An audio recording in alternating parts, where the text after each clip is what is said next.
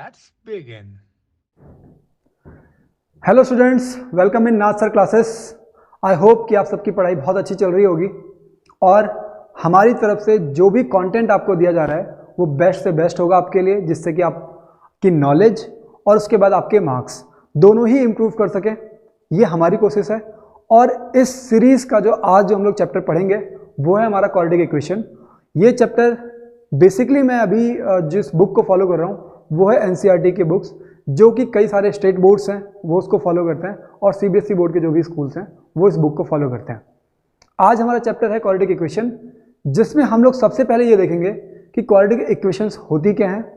फिर हम लोग ये देखेंगे कि वर्ड प्रॉब्लम्स के थ्रू किस तरीके से क्वाड्रेटिक इक्वेशंस को फॉर्म किया जाता है।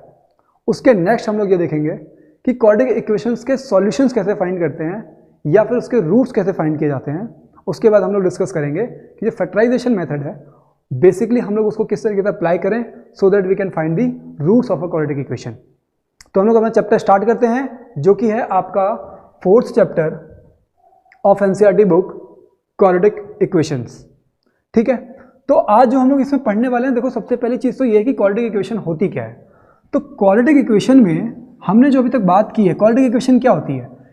ऐसा कोई भी इक्वेशन, मतलब ऐसा कोई पॉलिनोमियल, हमने इससे पहले पॉलिनोमियल पढ़ लिया है और जब हमने पॉलिनोमियल पढ़ा था तो उसमें हमने ये देखा था कि कोई इक्वेशन या कोई एक्सप्रेशन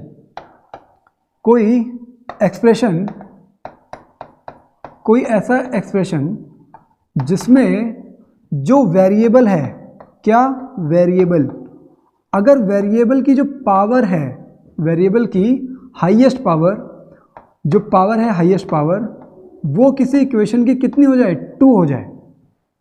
ठीक है, हाईएस्ट पावर 2, इसका मतलब कि डिग्री ऑफ पॉलिनोमियल, क्या degree of polynomial, degree of polynomial आपका क्या हो जाए, अगर डिग्री ऑफ पॉलिनोमियल अगर आपका क्या हो जाए 2 हो जाए, तो ऐसी जो भी इक्वेशंस फॉर्म हो रही हैं उसको हम लोग क्या बोलेंगे, उसको बोलेंगे हम लोग क्वाड्रेटिक इक्वेशंस। आ रही है बात समझ में। बट अभी तो यहाँ पे हमने क्या देखा कि ये क्या होगा, क्वाड्रेटिक पॉलिनोमियल। लेट सपोज मैं कोई एक एग्जांपल लेता हूँ, जैसे यहाँ पे मैंने लिया 2x² प्लस 5x प्लस 9। ठीक है, तो ये एक कैसा पॉलिनोमियल है, ये जो पॉलिनोमियल है इसमें वेरिएबल है तुम्हारा x और x की पावर हाईएस्ट पावर क्या है 2। तो इसका मतलब ये जो पॉलिनोमियल है, ये पॉलिनोमियल है आपका क्या, क्वाड्रेटिक पॉलिनोमियल। ठीक है, और जब आप इसको इक्वेट कर दोगे, जब आप इसको इक्वेट कर दोगे 0 के इक्वल, तब ये बन जाएगी इक्वेशन। ध्यान ये रखना कि पॉलिनोमियल अलग है, पॉलिनोमियल को जब आप इक्वेट कर देते हो 0 के साथ, ठीक है, मतलब जब वहां पे एक इक्वल्स टू का साइन आ जाए तब जाकर के वो बनता है इक्वेशन। उससे पहले वो पॉलिनोमियल एक्सप्रेशन थी। जब आपने ये इक्वल्स टू का साइन लगाया और आगे लगाया 0 या फिर कुछ भी वहां पे लगा देते हैं आप, इक्वल्स टू का साइन मतलब जरूरी है, तो वो बन जाती है एक इक्वेशन। आ रही है बात समझ में। तो हम लोग आज कुछ इस तरीके के जो एक्सप्रेशंस हैं इसके ऊपर हम लोग बात करेंगे। और जनरली अगर हम लोग इसको जनरल फॉर्म में लिखना चाहें तो जनरल फॉर्म में ये 2 की जगह पे हम लोग a लिख देंगे और 5 की जगह पे b लिख देंगे और 9 की जगह पे c लिख देंगे। क्या, 2 की जगह पे मतलब a और यहाँ पे आ गया b और यहाँ पे आ गया c।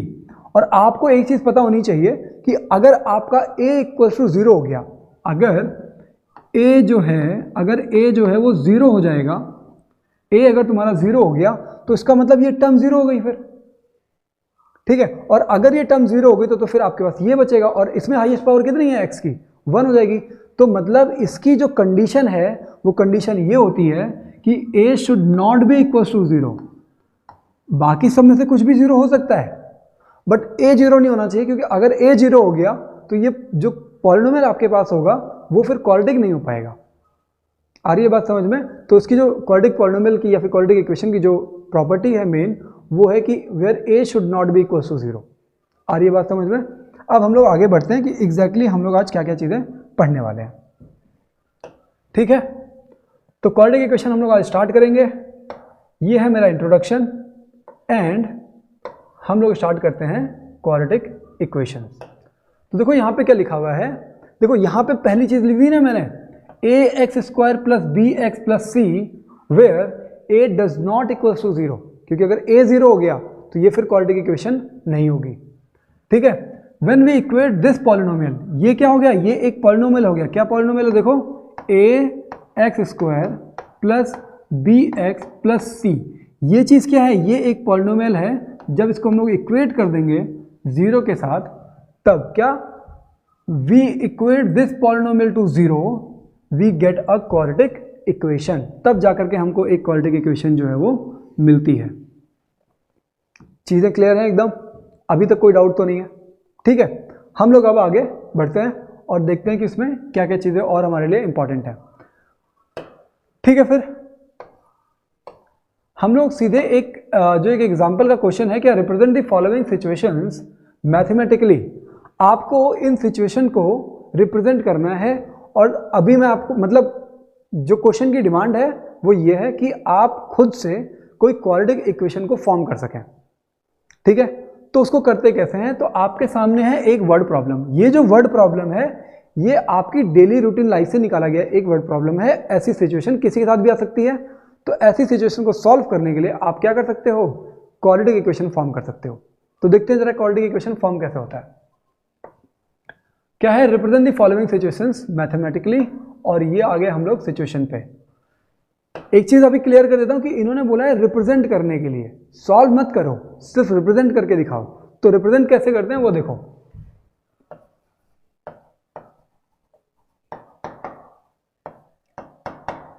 क्या बोल रही है, John and Jivanti together have 45 marbles.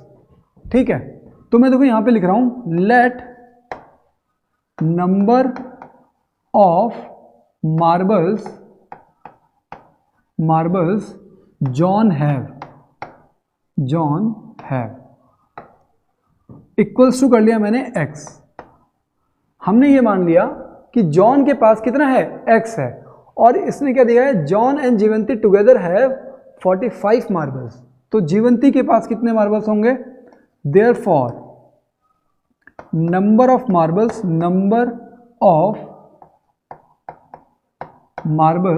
Jivanti have कैसे फाइंड करोगे, क्योंकि ये क्या बोल रहा है कि आपने तो यहां पे ले लिया x plus number of marbles Jivanti have. अगर आप इन दोनों के मार्बल्स को जोड़ दोगे तो आपका आंसर कितना आएगा, उसने बोला टुगेदर है 45 मार्बल्स, तो यहां पे आएगा 45। अब देखो कि ये जो x है ये इधर से इधर चला जाएगा, तो नंबर ऑफ जीवंती मार्बल्स यहां बच जाएगा। क्या बचेगा यहां पे, number of marbles Jivanti have. क्या हो जाएगा, देखो यहां पे था ये 45 और ये x यहां पे प्लस में है, इस तरफ जाएगा तो ये माइनस हो जाएगा। तो कितना हो गया, 45 माइनस x। आपको पता लग गया अब कि अगर आपने जॉन के पास x मार्बल है तो जीवंती के पास कितने हैं, 45 minus x। Both of them lost 5 marbles each, then the product of the number of marbles they now have is 124। तो अगर बताओ जरा, नंबर ऑफ मार्बल्स जॉन के पास थे x और वो 5 लॉस कर गया, तो यहां पे मैं लिख रहा हूं आफ्टर लूजिंग 5 मार्बल्स। जब वो 5 मार्बल्स लूज कर देंगे तो जॉन के पास कितने मार्बल्स बचेंगे, जॉन के पास कितने बचेंगे, x माइनस 5।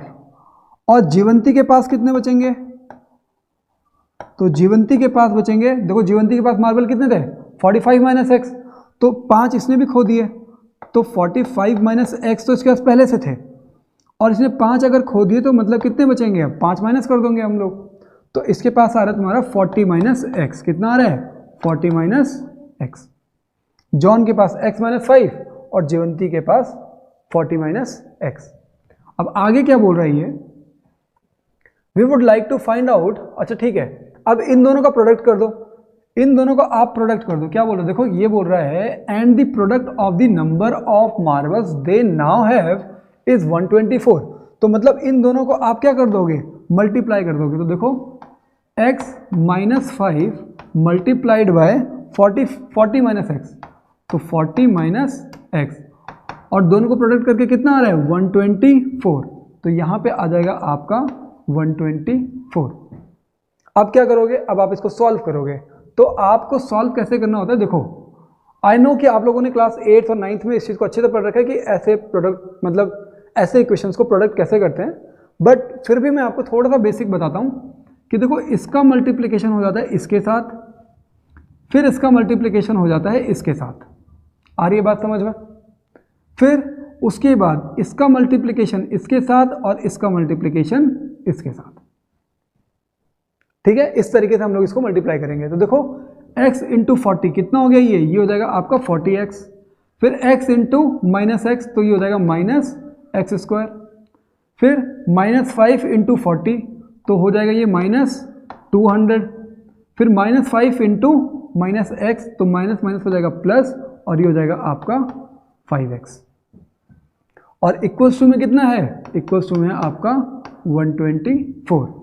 अब फाइंड आउट क्या है, अब आपको क्या बोला था इस इक्वेशन में करना क्या है, रिप्रेजेंट करना है, और रिप्रेजेंट कैसे करोगे, क्वाड्रेटिक फॉर्म में। तो ये अब इसमें देखो वेरिएबल की हाईएस्ट वैल्यू कितनी है, हाईएस्ट पावर कितनी है, x है, तो इसका मतलब ये क्वाड्रेटिक इक्वेशन बनने वाला है। बट आप इसको स्टैंडर्ड फॉर्म में लिखोगे, कैसे लिखोगे, देखो पहले सबको एक तरफ लेकर के आ जाएंगे हम लोग, तो ये हो जाएगा, देखो हम लोग डिक्रीजिंग ऑर्डर में लिखते हैं, तो ये हो जाएगा minus x square plus 5x, और 5x आ गया, और प्लस 40x, ये वाला भी x यूज़ हो गया, ये यूज़ हो गया, ये भी यूज़ हो गया, और हमने इसको भी लिख दिया है। अब बचा क्या, तो ये माइनस 200 और ये प्लस है, इधर आकर के हो जाएगा ये भी माइनस 124 इक्वल्स टू बचेगा आपका 0। इसको जब हम लोग सॉल्व करेंगे तो ये हो गया आपका minus x square 5x plus 40x, ये हो गया आपका 45x, एंड देन ये है तुम्हारा माइनस 200 एंड माइनस 124, तो माइनस माइनस क्या होता है, प्लस हो जाएगा, तो यहाँ पे आ जाएगा आपका साइन किसका रहेगा, माइनस का, तो 324 इक्वल्स टू 0। बट अभी भी ये स्टैंडर्ड फॉर्म में नहीं है। स्टैंडर्ड फॉर्म में लाने के लिए आपको जो x की वैल्यू है वो मतलब एक्स स्क्वायर वाली जो टर्म है उसको पॉजिटिव रखना है। तो जो एक्स स्क्वायर वाली टर्म है इसको अगर पॉजिटिव रखेंगे तो हम लोग माइनस का साइन क्या कर लेंगे, कॉमन कर लेंगे। तो माइनस का साइन जब आप कॉमन करते हो तो जो साइन है वो चेंज होते हैं सबके, तो ये माइनस था ये प्लस हो जाएगा, तो ये प्लस एक्स स्क्वायर, ये प्लस है तो ये माइनस हो जाएगा 45x, और ये माइनस है तो ये प्लस हो जाएगा 324 इक्वल्स टू 0।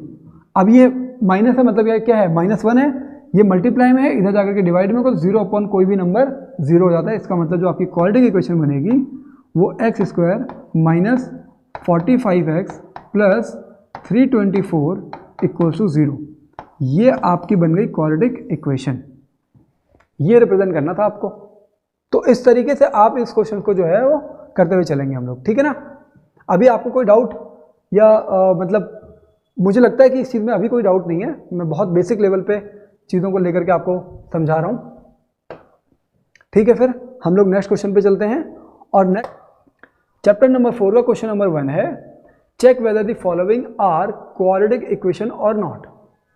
तो आपको ये चेक करना है कि क्वाड्रेटिक इक्वेशन है या नहीं है। तो जरा हम लोग पहला वाला जो क्वेश्चन है उसको लिख लेते हैं। ये है आपके क्वेश्चन नंबर, ये आपका कौन सा क्वेश्चन है, क्वेश्चन नंबर 2 है आपके चैप्टर का, ठीक है। एक बार देख लेते हैं क्या है, चैप्टर नंबर 4 का क्वेश्चन नंबर 1, क्वेश्चन नंबर 1 है ये, ठीक है। और इसमें हमको ये पता करना है कि ये क्वाड्रेटिक इक्वेशंस हैं या नहीं है। तो देखो क्वाड्रेटिक इक्वेशन है या नहीं ये पता करने के लिए पहले आप उसको सॉल्व करना पड़ेगा, एक स्टैंडर्ड फॉर्म में लेकर के आना पड़ेगा, फिर आप बताओगे कि वो क्वाड्रेटिक इक्वेशन है या नहीं है। क्या डिपेंड करेगा, ध्यान ये रखना है कि क्वाड्रेटिक इक्वेशन कब होगा, क्वाड्रेटिक इक्वेशन, और क्वाड्रेटिक इक्वेशन कब होगा कि जब जो हाईएस्ट पावर है, जो हाईएस्ट पावर ऑफ वेरिएबल है, हाईएस्ट पावर ऑफ वेरिएबल वो कितना होना चाहिए, तो वो होना चाहिए आपका 2। तो अगर highest power of variable is 2 then the form of polynomial is the quadratic equation, ठीक है। अगर आप उसको 0 के साथ इक्वेट कर दो तो हम लोग देखते हैं इसको सॉल्व करके कि हाईएस्ट पावर 2 आ रही है या नहीं आ रही है। तो जो पहला क्वेश्चन है 5th पार्ट वो है आपका 2x - 1 into x minus 3 equals to में है आपका x + 5 और यहाँ पे है x - 1। सीधे मल्टीप्लाई करेंगे तो 2x इंटू एक्स तो ये हो जाएगा आपका 2x²। फिर 2x इंटू -3 तो ये हो जाएगा 2 3 जा 6 और फिर यहाँ पे आ जाएगा x, साइन रहेगा माइनस का। इसके नेक्स्ट में लिखोगे आप, ये हो जाएगा -1 इंटू एक्स तो ये हो जाएगा -x, -1 इंटू -3 तो ये हो जाएगा आपका +3 इक्वल्स टू, अब x इंटू एक्स तो ये हो जाएगा तुम्हारा x², x इंटू -1 तो ये हो जाएगा -x, फिर 5 इंटू एक्स तो ये हो जाएगा आपका 5x, फिर 5 इंटू 1 तो हो जाएगा -5। ठीक है, अभी देखो, अभी आपको यहाँ तक, अगर आप यहाँ तक सॉल्व करो तो आपको लग रहा है कि ये क्वाड्रेटिक इक्वेशन जो है वो फॉर्म हो रही है। हम लोग बट इसके आगे फर्दर भी इसको सॉल्व करेंगे। इन सारी टर्म्स को इस तरफ लेकर के आओ और इसको सॉल्व करो। तो ये है तुम्हारा 2x² माइनस, देखो अब माइनस माइनस क्या हो जाता है, प्लस हो जाता है, साइन रहेगा माइनस का, तो ये हो जाएगा आपका 7x + 3, ये x का स्क्वायर इधर आ जाएगा तो ये -x का स्क्वायर हो जाएगा। और देखो इसको सॉल्व करोगे तो -x + 5x तो ये हो जाएगा आपका +4x, जो कि इधर आकर के माइनस हो जाएगा तो -4x इधर आएगा। अब ये माइनस में है 5 तो इधर आकर के ये प्लस हो जाएगा, इक्वल्स टू हो जाएगा आपका 0। अब इसको हम लोग अगर सॉल्व करेंगे तो 2x² - x² तो ये बचेगा आपका x²। इसका और इसका काम हो गया। अब -7x और यहाँ पे -4x तो माइनस माइनस हो जाता है प्लस, साइन रहता है माइनस का, और ये हो जाएगा आपका 11x। फिर इसका और इसका काम हो गया। अब 3 और 5 तो ये भी प्लस ये भी प्लस, तो प्लस प्लस हो जाता है प्लस, तो 8 इक्वल्स टू 0। तो ये जो आपका बन रहा है, क्योंकि हाईएस्ट पावर ऑफ वेरिएबल कितना है, 2 है, इसका मतलब आप लिखोगे yes it is a polynomial, sorry quadratic equation. Yes it is it forms a quadratic equation, forms a quadratic equation. आ रही है बात समझ में? ठीक है, अब हम लोग नेक्स्ट जो क्वेश्चन है उसको देखते हैं कि ये क्वाड्रेटिक इक्वेशन है या नहीं है। तो यहाँ पे अगर आप ये सोच रहे हो कि देख करके काम चल जाता है, ठीक है, और आपने यहाँ पे एक गैस ये कर लिया, मतलब इस वाले क्वेश्चन में आपने ये देखा कि आपको तो हाईएस्ट पावर जो है यहाँ पे, यहीं पे देखो क्यूब में दिख रही है, हाईएस्ट पावर किस में है, क्यूब में है, ठीक है, और यहाँ पे भी क्यूब है। तो क्या ये क्वाड्रेटिक पॉलिनोमियल होगा या नहीं होगा? तो देख करके अगर आप छोटा सा कॉन्सेप्ट ये लगाने की कोशिश कर रहे हो कि हाईएस्ट पावर तो यहाँ पे 3 है तो नहीं होना चाहिए, तो आप ऐसे नहीं करोगे, आप इसको थोड़ा सॉल्व करके देखोगे। ये है आपके क्वेश्चन नंबर 1 का 8th पार्ट, और ये दे रहा है आपको, ये है तुम्हारा x³ - 4x² - x + 1 equals to यहाँ पे हो गया आपका x - 2 का होल क्यूब। ठीक है, सॉल्व करते हैं जरा हम लोग इसको। तो देखो यहाँ पे आ गया, ये तो आपका नॉर्मली ऐसे ही रहेगा, ये हो जाएगा आपका x³ - 4x² - x + 1 equals to a - b का होल क्यूब का फॉर्मूला क्या होता है? a - b का होल क्यूब का फॉर्मूला होता है तुम्हारा a³ - b³ - 3ab 3a। a कितना है तुम्हारा? a जो है आपका वो है आपका कितना, x, तो x इंटू कितना हो जाएगा यहाँ पे b कितना है आपका -2, और इंटू में क्या रहेगा, इंटू में रहेगा आपका कितना x - 2। फॉर्मूला क्या होता है, देखो यहाँ पे मैं फॉर्मूला लिख दे रहा हूँ, a - b का होल क्यूब का फॉर्मूला होता है a³ - b³ - 3ab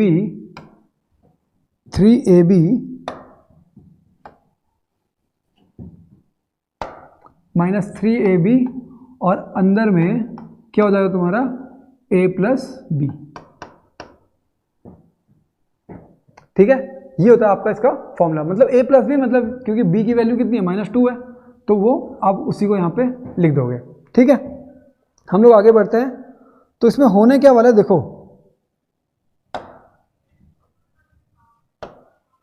जो आपका, तो ये हो गया आपका x³ -4x² प्लस -x, ये तो आपको पहले से गिवन था और आपने इसको सॉल्व करके यहाँ पे लिख लिया है a³ -b³ और यहाँ पे माइनस का साइन, तो ये आ गया आपका माइनस का साइन,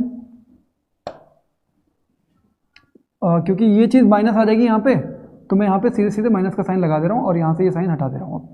ठीक है, क्योंकि ये जो 2 के साथ जो माइनस था ये बाहर आ गया आपका 2। ठीक है, और फिर ब्रैकेट के अंदर x minus a minus b. ठीक है, फिर हम लोग अब आगे इसको सॉल्व करते हैं। क्या होगा वो देखो, तो अभी क्या है देखो, ये x का क्यूब है और ये भी x का क्यूब है, इससे ये कैंसिल, क्योंकि ये प्लस में ये भी प्लस में, ये इधर आएगा तो माइनस हो जाएगा, इससे ये कैंसिल हो गया। अब यहाँ पे आपका बच क्या रहा है, तो यहाँ बच रहा है आपका -4x² -x प्लस 1, और ये जो वैल्यू है इसको इस तरफ लेकर के आ जाओ। अच्छा, 2 का क्यूब कितना होता है, 2 का क्यूब होता है 8 और माइनस है तो इधर आकर के हो जाएगा +8। ठीक है, और ये क्या है -3 × 2, तो ये हो जाएगा 6, ये माइनस में इधर आकर के प्लस हो जाएगा तो +6x। अब दूसरा इसके साथ जो मल्टीप्लाई में है इसको भी आप इसके साथ ही लिख दो यहाँ पे =0। ठीक है, तो ऊपर की जो ये इक्वेशन है इसको हम लोग इस तरीके से एक साइड करके लिख लेंगे। अब इसको हम लोग सिंप्लीफाई करते हैं तो ये हो जाएगा आपका -4x² -x प्लस 1 प्लस, अब देखो क्योंकि ये क्या है +1 है ना, ये है 1 + 8 हो गया आपका 9। ठीक है, तो यहाँ पे हम लोग अभी लिख देंगे 9। अब इसका मल्टीप्लाई इसमें करो तो ये हो जाएगा आपका 6x², देन 6x × -2, तो ये हो जाएगा -12x = 0। फर्दर इसको सॉल्व करेंगे तो -4x², देखो अब ये वाली टर्म, अभी बल्कि हम लोग एक ये काम कर सकते हैं कि इन दोनों को हम लोग ऐड कर सकते हैं, तो ये -4x² है और यहाँ पे 6x² है, इन दोनों को जब हम लोग ऐड करेंगे तो क्या हो जाएगा, ये हो जाएगा आपका 2x²। ये प्लस का है, ये माइनस का, तो माइनस हो जाएगा और साइन रहेगा बड़े वाले का, तो बड़ा ये है, और कितना आएगा आपका 2x² आएगा, तो मतलब इसका और इसका काम हो गया ख़त्म। अब ये है -x और यहाँ पे है -12x, तो माइनस माइनस हो जाएगा प्लस और साइन रहेगा माइनस का, तो -13x। फिर देखो तो यहाँ पे बच रहा है 9, तो प्लस हो गया तुम्हारा 9 = हो गया तुम्हारा 0। अब देखो क्योंकि ये जो पॉलिनोमियल, ये जो क्वाड्रेटिक इक्वेशन, ये जो इक्वेशन आ रही है इसमें वेरिएबल की हाईएस्ट पावर 2 है, इसका मतलब क्या हो गया कि ये हो गया आपका क्वाड्रेटिक इक्वेशन। इसमें जो फॉर्मूला यूज़ हुआ एक बार दोबारा लिख लेते हैं हम लोग। जैसे मैंने फॉर्मूला लिखा था a - b का होल क्यूब का फॉर्मूला, तो ये होता तुम्हारा a³ - b³ - 3ab और ब्रैकेट के अंदर a - b। अगर मैं यहाँ पे a + b भी लिखता हूँ तो भी कोई दिक्कत नहीं, क्योंकि जो b की वैल्यू है वो उसको फिर माइनस कर देगी। ठीक है ना, तो इस तरीके से ये तुम्हारा फॉर्मूला हो गया। ठीक है, अब हम लोग जरा आगे चलते हैं, जरा देखते हैं। तो मतलब ये आप इसका क्या लिखोगे, yes it is a quadratic equation. हम लोग नेक्स्ट क्वेश्चन पे चलते हैं। यह है आपका, अब क्या है सॉल्यूशन ऑफ क्वाड्रेटिक इक्वेशन होता क्या है। देखो सॉल्यूशन ऑफ क्वाड्रेटिक इक्वेशन का मतलब ये हुआ, लेट सपोज x की कोई वैल्यू है, क्योंकि क्वाड्रेटिक इक्वेशन अभी तक आप x की फॉर्म में पढ़ रहे हो, वेरिएबल कोई सा भी हो सकता है, y भी हो सकता है, z भी हो सकता है। ठीक है, मान लो कि आपने x के फॉर्म में कोई क्वाड्रेटिक इक्वेशन लिखी, जैसे मैंने एक एग्जांपल के लिए यहाँ पे लिख दिया 2x² - 4 = 0, ये भी क्वाड्रेटिक इक्वेशन है। यहाँ पे अगर मैं x की वैल्यू को अगर मैं 2 पुट कर दूँ तो ये क्या हो जाएगा, ये हो जाएगा आपका 2 × 2 2 कितना होता है 4 होता है। ठीक है, -4 = 0, तो क्या ये इसका क्वाड्रेटिक इक्वेशन का वो रूट है, तो ये सॉल्यूशन नहीं है। सॉल्यूशन क्यों नहीं है, क्योंकि पूरी वैल्यू यहाँ पे 0 नहीं आ जाएगी। जैसे देखो कि यहाँ पे कितना आ रहा है, 4 × 2 = 8 हो जाएगा, -4 = 0, तो क्या ये पॉसिबल है कि 4 = 0, ये पॉसिबल नहीं है। इसका मतलब कि x की वैल्यू अगर आप 2 पुट कर रहे हो तो ये सॉल्यूशन नहीं है। अब क्या पुट करें कि सॉल्यूशन हो जाए, तो देखो इसको हम लोग पुट करते हैं कितना, पहले मैं इसको मिटा लेता हूँ जो अभी तक लिखा था मैंने, इक्वेशन में सेम रहने दे रहा हूँ, ठीक है। अभी आपने देखा कि सॉल्यूशन कब नहीं होगा, अब ये देखो कि सॉल्यूशन कब होगा। मैं वैल्यू को पुट कर रहा हूँ 2√2 और आप 2√2 को क्या लिख सकते हो, आप √2 लिख सकते हो। मतलब क्या कर रहा हूं मैं कि x की वैल्यू को क्या पुट कर रहा हूं, √2 पुट कर रहा हूं, x की वैल्यू को √2 पुट कर रहा हूं। तो यहां पुट करके देखते हैं, तो 2 इंटू √2 का स्क्वायर करेंगे माइनस करेंगे 4 इक्वल्स टू 0। क्या ये पॉसिबल है? देखो √2 का स्क्वायर कितना होता है, 2 होता है। तो 2 इंटू 2 माइनस 4 इक्वल्स टू 0, तो 4 माइनस 4 इक्वल्स टू 0। तो यस, क्योंकि ये सही हो रहा है, ये उस पर सही बैठ रहा है, इसका मतलब क्या हो गया कि x इक्वल्स टू √2 क्या है, इसका एक सॉल्यूशन है। मतलब x की ऐसी वैल्यू जो इसको पूरा 0 के इक्वल प्रूफ कर दे। जैसे आपने इससे पहले जो पॉलिनोमियल पढ़ा था, the value of x at which the whole polynomial become 0 is the 0 of the polynomial. तो वो पॉलिनोमियल का केस हो गया। यहाँ पे भी सिमिलर वैसे ही है कि x की ऐसी वैल्यू जो यहाँ पे पुट होने के बाद आपकी जो इक्वेशन है उसको सेटिस्फाई कर दे, ठीक है, बिल्कुल सही हो जाए वो, ठीक है, मतलब वो इधर को सॉल्व करके पूरा 0 के इक्वल आ जाए, ठीक है। तो जो वो उस इक्वेशन को पूरा सेटिस्फाई कर दे, उस वैल्यू को, x की उस वैल्यू को बोलते हैं हम लोग solution of the quadratic equation. क्या बोलते हैं उसको हम लोग, solution of the quadratic equation. इतना समझ में आ गया। अब ये भी आपको मैंने बता दिया कि a satisfy the quadratic equation, मतलब वो जो भी वैल्यू है x की, ठीक है, यहाँ पे अल्फा ही है, x equals to alpha. Alpha मतलब जैसे यहाँ पे x की वैल्यू मैंने √2 पुट की ना, तो ये √2 क्या हो गया, ये अल्फा हो गया। इसको जब आप इक्वेशन में पुट करो तो वो सेटिस्फाई कर दे क्वाड्रेटिक इक्वेशन को, तो इसका मतलब कि जो x की वैल्यू है वो है solution of the quadratic equation. अब क्या है, देखो इस लाइन को यहाँ पे ध्यान से पढ़ो, zeros of the quadratic polynomial, यहाँ पे ये स्क्वायर है, ये क्या है, ये वाला टर्म जो है ये है ax square plus bx plus c, ठीक है। तो zero of this quadratic polynomial, जो इसका जीरो होगा, and the roots of the quadratic equation, और क्वाड्रेटिक इक्वेशन का जो रूट होंगे, मतलब ये क्या था, ये वाली वैल्यू क्या है, ax स्क्वायर, ठीक है। तो ax square plus bx plus c equal to 0 are the same. मतलब जो वहां पे आपके क्या हैं, जीरोज हैं किसी क्वाड्रेटिक पॉलिनोमियल के, और जो क्वाड्रेटिक इक्वेशन के जो जीरोज हैं, जो रूट्स हैं, ठीक है, वो दोनों क्या हैं, सेम चीज़ें हैं, ठीक है। इसलिए मैंने अभी आपको जब डेफिनेशन बताई थी जीरोज ऑफ द पॉलिनोमियल क्या होता है, फिर मैंने आपको क्या बताया सॉल्यूशन ऑफ क्वाड्रेटिक इक्वेशन क्या हुआ, तो मैंने आपको बोला ना लगभग सेम चीज़ें हैं। तो इस अगले स्टेटमेंट में यही लिखा हुआ है कि वो दोनों चीज़ें सेम है। ध्यान रखना कि ये ax स्क्वायर है और ये भी ax स्क्वायर है। हम लोग चलते हैं आगे, इससे रिलेटेड अगर कोई क्वेश्चन है तो उसको हम लोग समझे। नेक्स्ट क्वेश्चन है, वो है हमारा चैप्टर नंबर 4 से example number 3, find the roots of the equation, ठीक है। तो इस क्वेश्चन को हम लोग देखो बाय फैक्टराइजेशन मेथड, यहाँ पे क्या लिखा हुआ है कि फैक्टराइजेशन मेथड से करना है, ठीक है।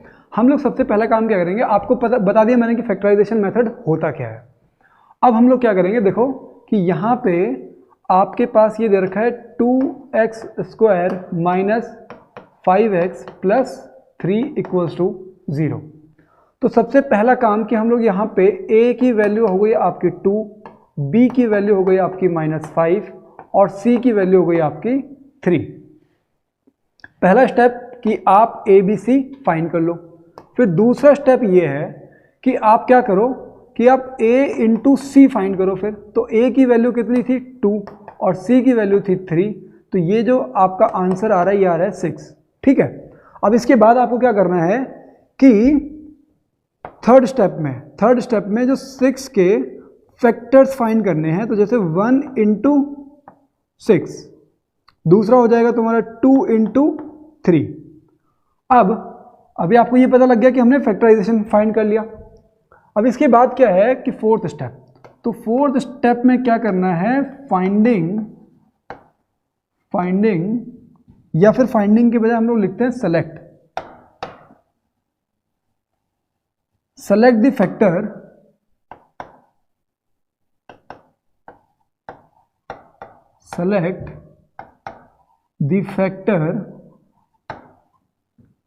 whose प्लस और minus gives the value as B. आ रही है बात समझ में? ऐसा फैक्टर पता करो जिसका प्लस और माइनस करके क्या चीज़ आना चाहिए? बी आना चाहिए। और बी की वैल्यू क्या है यहाँ पे? बी की वैल्यू है -5। तो यहाँ पे देखो आपके पास दो फैक्टर थे, एक है आपका 1 and 6।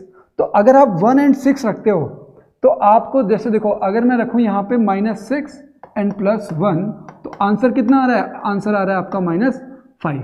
तो ये हो सकता है कि ये हो। और दूसरा क्या हो सकता है, जैसे यहाँ पे 2 and 3 है तो मैं -2 and -3 अगर मैं करूँगा तभी भी मेरा आंसर जो है वो -5 आएगा। तो इन दोनों फैक्टर्स में से कोई सा भी एक फैक्टर जो है हम लोग पुट कर सकते हैं। बट क्या दोनों पॉसिबल होंगे? तो दोनों पॉसिबल नहीं होंगे, कोई एक फैक्टर जो कि बेस्ट सूटेड होगा। तो देखो, क्योंकि मुझे यहाँ पे इस पूरे इक्वेशन में 2 दिख रहा है और 3 दिख रहा है, इसका मतलब ये हुआ कि अगर मैं ये वाला फैक्टर को पुट करता हूँ, इसमें, तो मुझे कॉमन लेने में थोड़ी आसानी हो जाएगी। इस वजह से मैं इसको ना चूज करके जो सेकंड वाला पॉसिबिलिटी है हम लोग इस पे काम करते हैं। अब फिफ्थ वाले स्टेप में क्या करना पड़ेगा? तो आपके पास जो ये इक्वेशन थी, क्वाड्रेटिक इक्वेशन, इसको किस तरीके से लिखना पड़ेगा कि 2x²। अब ये जो तुम्हारा b है इसको आप इस तरीके से स्प्लिट करके लिखोगे। तो कैसे करके कि -2x and -3x। देखो, अगर मैं -2x को और -3x को जोड़ूंगा तो मेरा वापस क्या आ जाएगा? -5x आ जाएगा। और इसमें क्या चीज़ बचा हुआ है? इसमें बचा हुआ है +3।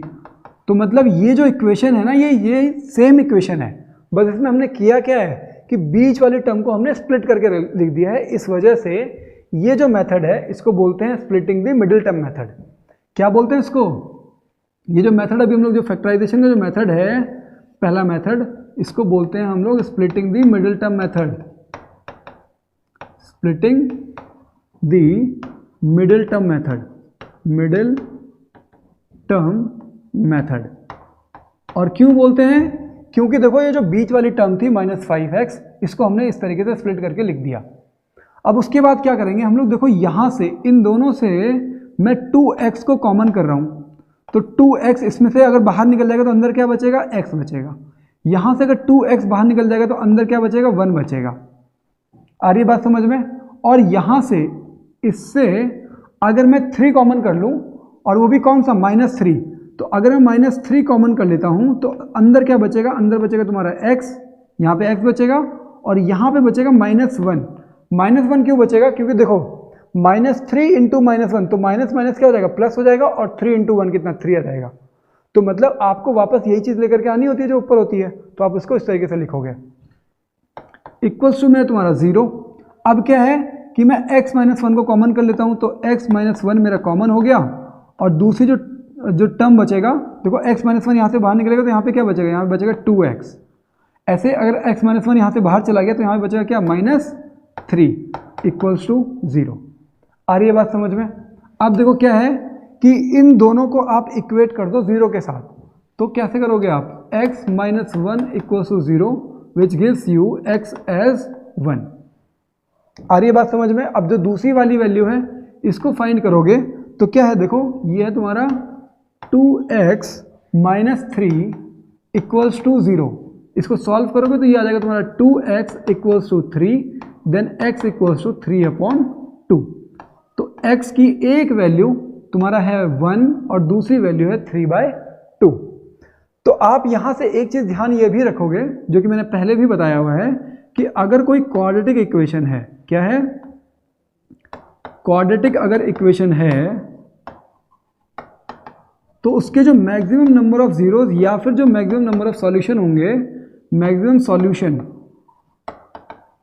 या फिर आप बोलो मैक्सिमम जीरोज, या फिर आप बोलो फैक्टर, ठीक है? तो वो क्या होंगे? वो होंगे तुम्हारे कितने? 2। तो यहाँ पे मैक्सिमम की बात चल रही है, तो मिनिमम आपका 0 भी हो सकता है, ऐसा भी हो सकता है कि कोई सॉल्यूशन ही ना हो, ठीक है?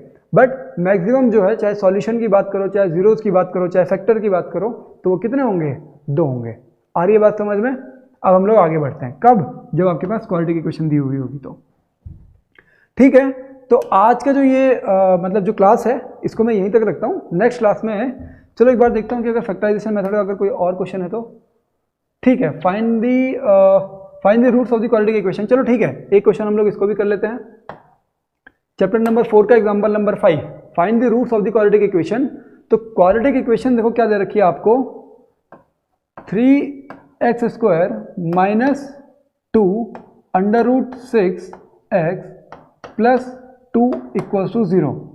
ध्यान ये रखना है कि आपको मेथड कौन सा यूज़ करना है, फैक्टराइजेशन मेथड यूज़ करना है। ठीक है, तो हम लोग उसको करके देखते हैं। जैसे देखो, सबसे पहला काम क्या है कि a, b और c फाइंड करो। तो a की वैल्यू 3 हो गई, b की वैल्यू हो गई -2 अंडर रूट 6 एंड c की वैल्यू हो गई तुम्हारी 2। a की वैल्यू 3, b की value -2 under root 6 and c की वैल्यू 2। ये फर्स्ट स्टेप है। सेकेंड स्टेप में आपको पता है क्या करना होता है कि a इंटू सी करना होता है, a इंटू सी। तो a है तुम्हारा 3 इंटू 2, तो 3 इंटू 2 आंसर क्या आया, 6 आ गया। अब थर्ड स्टेप में क्या करना है, तो आपको करना है तुम्हारा फैक्टराइजेशन।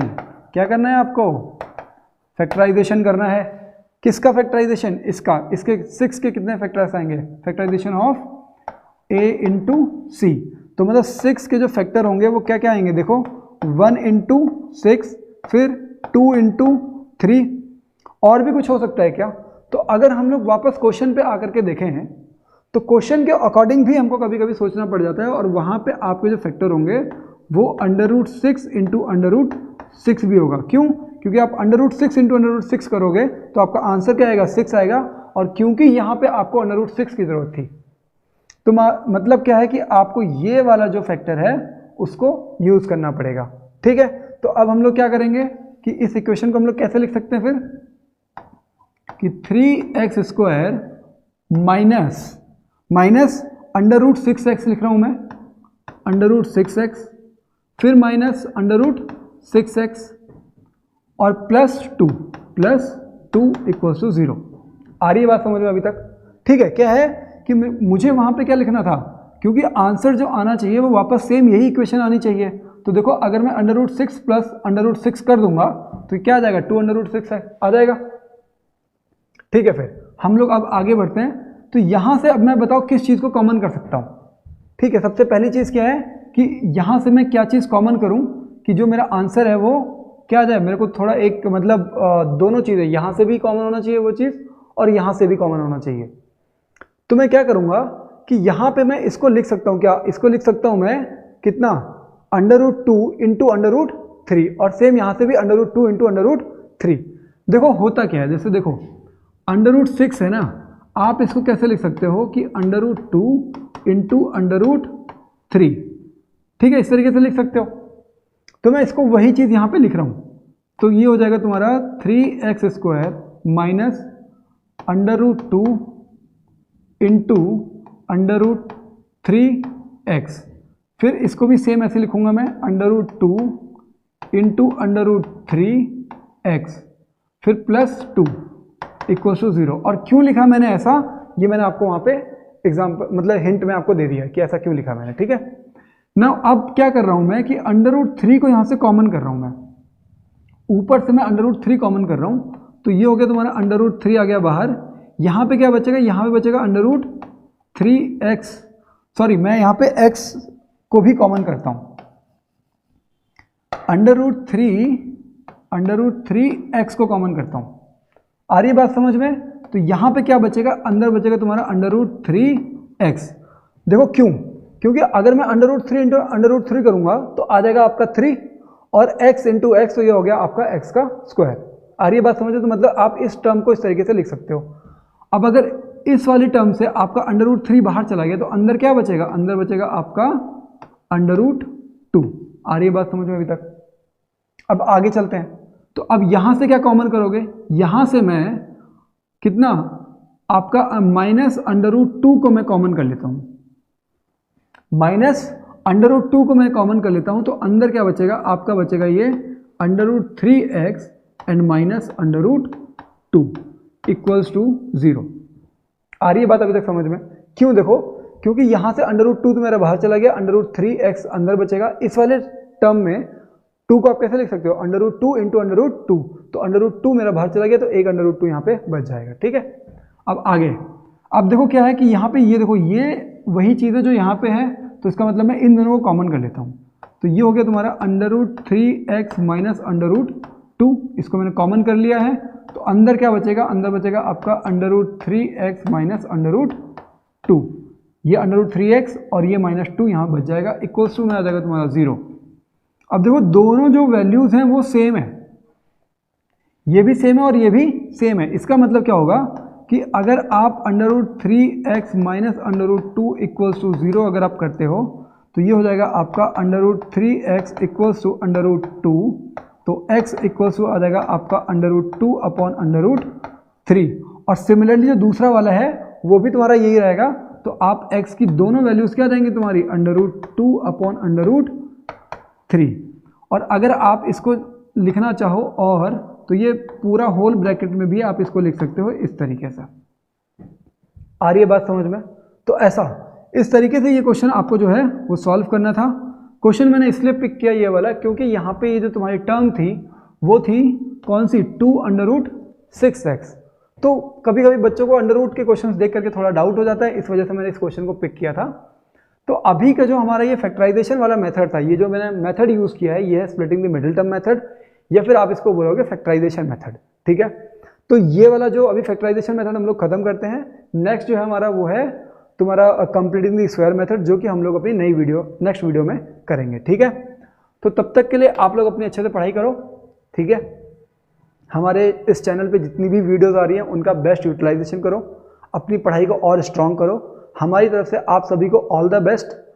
और इन वीडियोस को, अगर ये वीडियोस आपके लिए हेल्पफुल हैं, आपको लग रहा है कि कंटेंट बहुत अच्छा मिल रहा है, तो आप हमारे चैनल को सपोर्ट करने के लिए, हमारी टीम को सपोर्ट करने के लिए आप ये कर सकते हो कि आप अपने दोस्तों तक इसको फॉरवर्ड कर सकते हो, सो दैट कि उनको भी एक अच्छी नॉलेज मिले और हमको भी एक तरीके से सपोर्ट मिलता है कि मतलब ऑफकोर्स यूट्यूब पे जो बड़े बड़े चैनल्स हैं वो सिर्फ इसीलिए हैं क्योंकि आपको फ्री ऑफ कॉस्ट कंटेंट देते हैं, but at the same time उनका अपना खुद का भी एक बेनिफिट होता है। ठीक है, ठीक है, हम लोग मिलते हैं फिर अपनी नेक्स्ट वीडियो में, जो कि हमारी क्वाड्रेटिक इक्वेशन का नेक्स्ट पार्ट होगा।